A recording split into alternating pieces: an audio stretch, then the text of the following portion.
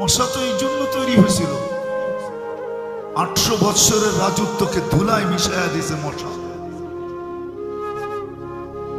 সারা দুনিয়ার রাজত্ব যার হাতের ভিতরে ছিল, 800 বৎসরের ভিতরে কোনো অপোজিশন পার্টি ছিল না।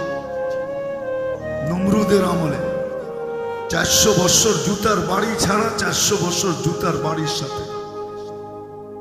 দুনিয়ার ইতিহাসে একটাই মশা পাওয়া যায়, তাও ল্যাংড়া, যার বয়স দিছিলেন আল্লাহ 400 বৎসর। মশা তো এই জন্য না যে আমাদেরকে কাটবে আর ডেঙ্গু বানায় হাসপাতালে শোয়ায় দিবে। ইতিহাস ওটা, মশা তো এই জন্য তৈরি হয় নাই। মাথার হুকুম তো এই জন্য তৈরি হয় নাই যে আমাদের মহিলাদের মাথায় উকুন হবে আর সারাদিন মাথা চুলকাইতে থাকবে। মাসে 3 বার উকুন নিদন সাবান ব্যবহার করতে থাকবে। এই জন্য তো উকুন তৈরি হয় নাই। কোরআনে কুম্মালা আছে, উকুন কুম্মালা, কোরআনে এই শব্দটা আছে। তো ফেরাউনের জাতিকে শাস্তি দেওয়ার জন্য আল্লাহ তৈরি করছিলেন। চিৎকারের ফেরেশতা তো এই জন্য তৈরি করেন নাই যে জীবনে একবার চিৎকার দিবে তারপরে নাকে তেল দিয়ে ঘুমাবে। বাতাসের ফেরেশতা তো এই জন্য তৈরি করেন নাই যে কওমে আদকে খেজুর গাছের মতো শোয়া রেখা দিবে আর বাকি জীবন উদাসীন জীবন কাটাবে। আমি আসল কথায় নিয়ে যেতেছি, মুসলমান সারা দুনিয়ায় নির্যাতিত কেন?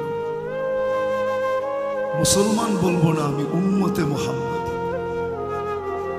যে উম্মতকে আল্লাহ বিশেষ রহমত দ্বারা উম্মতে মুহাম্মদীর অন্তর্ভুক্ত করলেন। আমরা উম্মতে মুহাম্মদী সদিচ্ছায় হইলে, মুসলমানের ঘরে আমাদের অস্তিত্ব সদিচ্ছায়, এটা মানতে হবে।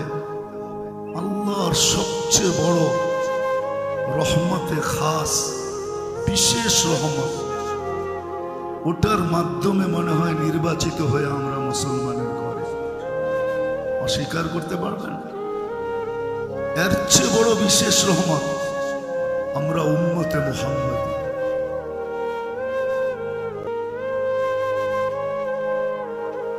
এই জন্যই তো কোরআন বলছিল, দুটা বিশেষ রহমত যদি না হইতো তাহলে কোরআন এই কথা কোনোদিন বলতো না। আমার উপরে রাগ হয় না, আমি জানি গতকালকে কি বয়ান হয়েছে, আজকে সারাদিন কি হয়েছে আমার জানা আছে। 2.5 ঘন্টা পর্যন্ত তো আমি শুনতেছিলাম, কিন্তু আমার এই প্রশ্নের উপর আপনার রাগ হয় না। একটু বিবেক দিয়া ভাবেন, শুধু প্রতিবাদী হওয়া উচিত ছিল না আমাদের, সাথে সাথে আল্লাহর দরবারেও ধর্ণা দেওয়া দরকার ছিল। 2 রাকাত সালাতুল হাজত যদি পড়া বলতাম, মালিক প্রতিবাদ করতে পারি করলাম, কিন্তু আসল মেসেজটা তোমাকে দিয়া দিলাম।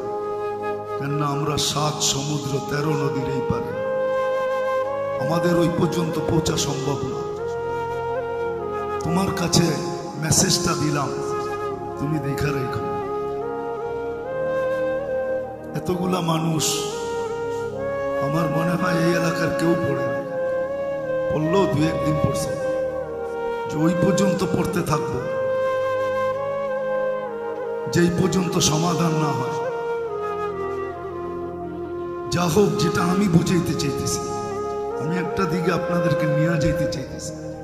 আল্লাহ করুক আজকে সবার বিবেকের পর্দা খোলো। আমি বিবেকের পর্দা খুলতে চাইতেছি। যতদিন পর্যন্ত বিবেকের পর্দা না খুলবে, ঘুষ খাইলে বলে হুশ হয়, চোর গেলে বুদ্ধি হয়। হুশ যতদিন পর্যন্ত না ফিরবে, বুদ্ধি যতদিন পর্যন্ত না আসবে, আমরা নির্যাতিত হইতেই থাকব। এতে কোনো সন্দেহ নেই। আমি নিয়ে যেতেছি, আপনাদেরকে দেখাবো। অল্প সময়ের ভিতরে কথাকে গুছায় নিব। আমার দিল যে ভাঙ্গা না এমন না, বা আমি যে বিরোধিতা করতেছি এমনও না, আমার দিলও ভাঙ্গা। ভাঙ্গা না হইলে এই কথাগুলা বাহির হতো না। আমার দিলটা আপনাদের মতোই ভাঙ্গা, রক্তক্ষরণ হইতেছে আমারও, যেমন আপনারা বলবেন আমাদের হইতেছে। এই জন্যই তো আমরা চিৎকার দিতেছি। আপনারা একভাবে চিৎকার দিতেছেন, আমি আরেকভাবে দিতেছি। সবার চিৎকারের ধরন যে এক হবে এমন না, ঠিক না? চিৎকারের ধরন ভিন্ন তো হইতে পারে, আমারটাও চিৎকারই। তো যেটা বুঝাইতেছিলাম, যে মুসলমানের ঘরে আল্লাহ আমাদেরকে অস্তিত্ব দিলেন, জন্ম দিলেন বিশেষ রহমতের মাধ্যমে, উম্মতে মুহাম্মদী বানাইলেন। কোরআন আমাদেরকে বোঝায় আনতুমুল আলাউনা, তারপরে কোরআন ঘোষণা দেয় আনতুমুল আলাউনা, তোমরা সবার উপরে থাকবে, তোমাদের উপরে আমি কাউকে উঠতে দিব না। কোরআন বলে উলাইকা লাহুমুল আমান, নিরাপত্তার চাদরে তোমাদেরকে আমি বেষ্টিত রাখব। কোরআন বলে লাহুম রিজকুন কারীম, তোমাদেরকে আমি ক্লান্তিহীন লালিত পালিত করব। হাদিস যদি দেখি তো হাদিস আরো কিছু বলে, লারাযাকাকুম কামা ইয়ারযুকুত তাইর, পাখির মতো তোমাদেরকে পালব। কোরআন যদি দেখি তো কোরআন বলে লাহুম হায়াতান তাইয়্যিবা, সুখ শান্তির জীবন আমি তোমাদেরকে দিব। কোরআন বলে ইন্নাল ইজ্জাতা লিল্লাহি ওয়া লিরাসূলিহি ওয়া লিল মুমিনিন, ইজ্জতের মালা আমি তোমাদের গলায় পরাবো। কিন্তু আজকে যদি পটভূমি দেখি তাইলে বিলকুল কোরআনের বিপরীত দেখা যায়। যে শব্দগুলো আমি বললাম, আজকে সারা দুনিয়ায় মুসলমান নির্যাতিত, নিষ্পেষিত, অবহেলিত, দীক্ষিত, ঘৃণিত, লাঞ্ছিত, বঞ্চিত, সবচেয়ে নিকৃষ্ট। যদি না হইতো তাহলে প্রাণীবাদী বলে একটা সংস্থা আছে দুনিয়াতে, যারা প্রাণী নিয়ে কাজ করে। আপনাদের এলাকায় আছে কি আমি জানি না, কিন্তু আমাদের খিলগাঁও এলাকায় দেখি মাঝে মাঝে ফজরের পরে কিছু লোক ছুটে আসে কুকুরের বাচ্চাগুলাকে খাওয়ানোর জন্য, কুকুরকে আহার দেওয়ার জন্য। আপনাদের এলাকায় আসে কিনা জানি না আমি, কিন্তু আভিজাত্য এলাকার ভিতরে আসে প্রতিদিন সকালে, ফজরের পরে চলে আসে, কনকনে শীতের ভিতরে আসে। ওদেরকে যদি জিজ্ঞাসা করা হয় এই সাত সকালে আপনি কুকুরকে খাওয়াইতেছেন, তারা বলবে আমরা প্রাণীবাদী, প্রাণী নিয়ে কাজ করি। আজ পর্যন্ত পেপারের পাতায় পাবেন না, 34 দিন হতে চলল, কোন প্রাণীবাদী সংস্থা একটা বিবৃতি দিছে মানুষও তো একটা প্রাণী না? প্রাণী না? হ্যাঁ, প্রাণ আছে ভিতরে না নাই? মানুষও তো একটা প্রাণী। একটা বিবৃতি আপনি আমাকে ফেসবুকে দেখাইতে পারবেন না, কোনো মিডিয়ায় দেখাইতে পারবেন না যে প্রাণীবাদীরা একটা বিবৃতি দিছে যে দিনরাত বোম মাইরা এতগুলা মানুষকে কেন মারা হইল। কিন্তু যদি এতগুলা কুকুরকে কোথাও বোম মাইরা মারা হতো, আমাদের ছোটবেলা দেখছি ঢাকা শহরে সিটি কর্পোরেশনের থেকে লোক আসতেন, রাতের বেলা ইঞ্জেকশন দিতেন কুকুরের গায়ে আর উঠায় নিয়ে যেতেন। এখন তো প্রত্যেক গলিতে রাত্রে মানুষের সম্মেলন না হলেও কুকুরের সম্মেলন হয়, না হয় না? মনে হয় বুঝাইতে পারি না। আমি তো প্রতি রাত্রেই দেখি, ঢাকা যখন ফিরি রাত্রে বাসায় ঘুমানো যায় না, কেন আমার গলির ভিতরে অনেকগুলা থাকে। নতুন কোনো মানুষ গেলেই তার পিছে ছুটতে থাকে আর আওয়াজ করতে থাকে। আর নিচের আওয়াজ উপরে বেশি লাগে, নিচে কম লাগে। একটু উপরে থাকি তো আওয়াজে ঘুমানো যায় না। এরকম প্রত্যেক গলিতেই কুকুরের সম্মেলন হইতেছে। এখন আর সিটি কর্পোরেশন ওরা নেয় না, কেননা প্রাণীবাদীরা এর বিরুদ্ধে দাঁড়াইছে, না মারা যাবে না। যারা প্রাণী, অবুঝ প্রাণীকে মারবেন কেন? কিন্তু আজ পর্যন্ত আমাকে বুঝান, বলুক আমাকে, যারা 24 ঘন্টা মিডিয়ার মধ্যে চোখ রাখে, যে মিডিয়ার কোন শিরোনামে উঠছে যে প্রাণীবাদীরা একটা কথা বলছে, একটা খবর দিছে, এটা বিজ্ঞাপন দিছে একটা, যে এতগুলা মানুষকে রাত দিন বোমবারি করে কেন মারা হইল নিরীহ মানুষগুলাকে। হামাস তো একটাও মরে নাই, ওরা মরবে তো মরবে কোত্থেকা? ইঁদুর কি মারা যায় নাকি? ও তো গর্তে থাকে। হামাস তো বিচ্ছু, কোত্থেকে মারবে? গর্তের ভিতরে ঢুকতে পারলে না মারবে, তারপরে ও তো বিচ্ছু, ওকে কোত্থেকে মারবে? কিন্তু নিরীহ মানুষগুলা মারা গেল। বোঝা গেল প্রাণীবাদীদের চোখেও আমরা যদিও প্রাণী, কিন্তু কুকুরের চেয়ে নিকৃষ্ট প্রাণী, নাইলে ওরা বিজ্ঞাপন দিত। আজকে আসেন, আমি কথা গুছায় নিয়ে আসছি, কেন আমরা নির্যাতিত? যে উম্মতকে আল্লাহ কুদরতি হাতে বাছাই করলেন, আমরা বাছাইকৃত, কুদরতি হাতে বাছাইকৃত মানব জাতির ভিতর থেকে সর্বপ্রথম আল্লাহ আমাদেরকে বাছাই করছে। আমি আমারটা বলি, আপনাদেরটা জানি না, বলে থাকি আমি আমারটা। মনে হয় লক্ষ কোটি মানুষের ভিতর থেকে আমি যখন কুদরতি হাতে উঠছি, তখনই মনে হয় আল্লাহ বলছেন তোকে উম্মতে মুহাম্মদী বানাইলাম। এরকম প্রত্যেককে আল্লাহ বাছাই করছেন। হুয়াজতাবাকুম, আল্লাহ আমাদেরকে বাছাই করা উম্মতে মুহাম্মদী হিসাবে। কোরআনে আমি 5টা দেখাই না, 5 ডজন দেখানো যায় যে কোরআন আমাদেরকে মর্যাদা দিছে। কিন্তু আজকে আমরা নির্যাতিত কেন? আমার মনে হয় গরম শুনতে শুনতে আপনাদের ঠান্ডা ভালো লাগতেছে না, এই জন্য আমি কথাকে গুছায় নিয়ে আসতেছি। 10 মিনিটের ভিতরে গুছায় ফেলবো। আজকে 2টা কারণে আমরা নির্যাতিত। ইসলাম যদিও আল্লাহ নির্বাচিত, ইন্নাল্লাহ আস্তাফা লাকুমুদ্দিন, মুসলমান হিসাবে আল্লাহ আমাদেরকে কুদরতি হাত দ্বারা নির্বাচিত করছেন। ইসলাম আমাদের জন্য আল্লাহর পক্ষ থেকে নির্বাচিত। আমরা ইসলামের লাজ রাখি না। আমার সমাজের 99% মানুষ, যুবক বলেন আর নারী, যুবক বলেন আর যুবতী বলেন, পুরুষ বলেন আর নারী বলেন, শিক্ষিত বলেন আর অশিক্ষিত বলেন, সবাই আমরা গায়রুল মাগদুবি আলাইহিম ওয়ালাদ-দাল্লিন।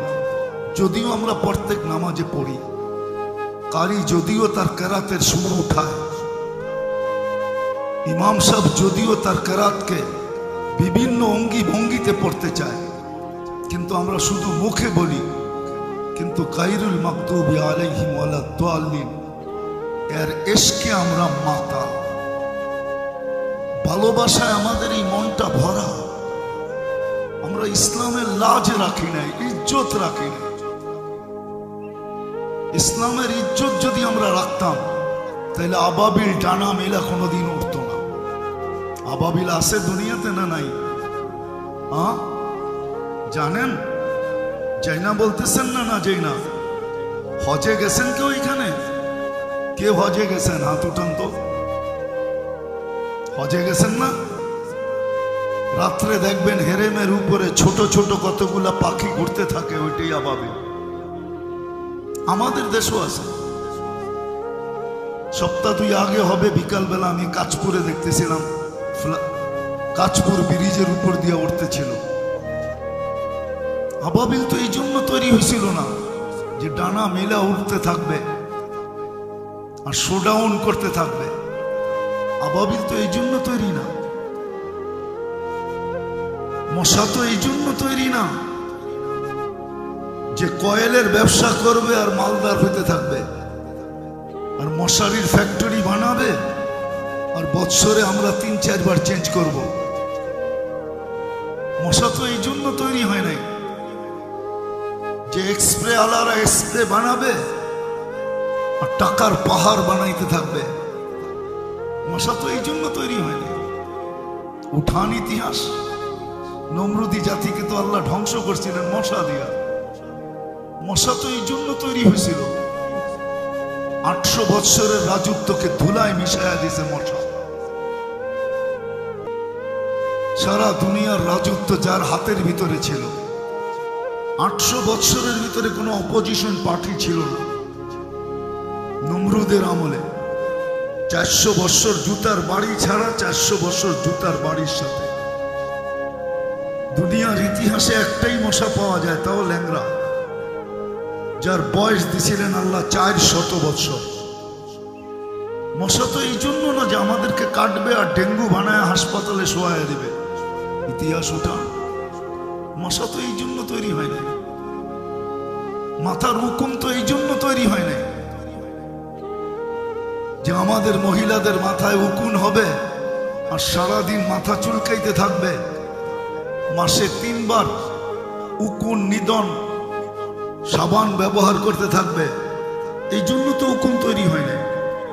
কোরআনে কুম্মালা আছে, উকুন কুম্মালা, কোরআনে এই শব্দটা আছে। তো ফেরাউনের জাতিকে শাস্তি দেওয়ার জন্য আল্লাহ তৈরি করছিলেন।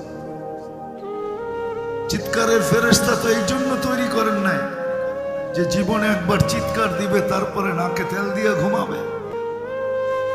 বাতাসের ফেরেশতা তো এই জন্য তৈরি করেন নাই যে কওমে আদকে খেজুর গাছের মতো শোয়া রেখা দিবে আর বাকি জীবন উদাসীন জীবন কাটাবে।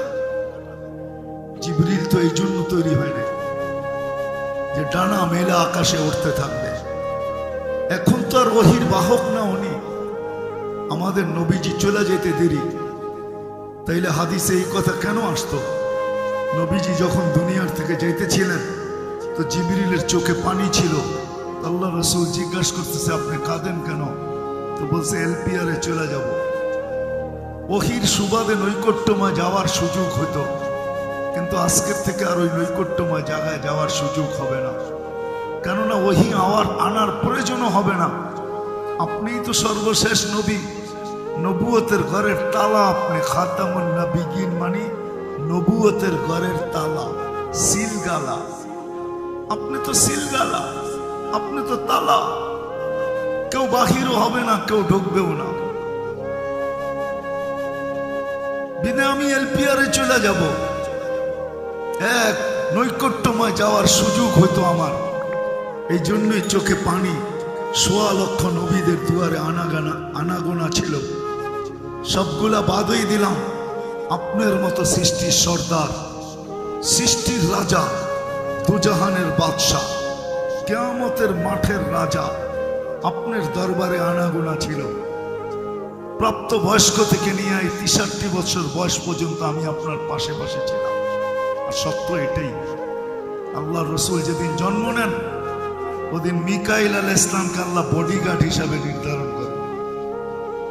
যেদিন আল্লাহ রসুল প্রাপ্ত বয়স্ক হন তো জিবরিল আলাইহিস সালামকে আল্লাহ অ্যাড করেন যে তোমরা আমার বন্ধুকে পাহারা দিবে 2 জন। বিদায় আজকে মনের ব্যথায় চোখে পানি। এখন তো আর ওনার ওহি আনতে হয় না।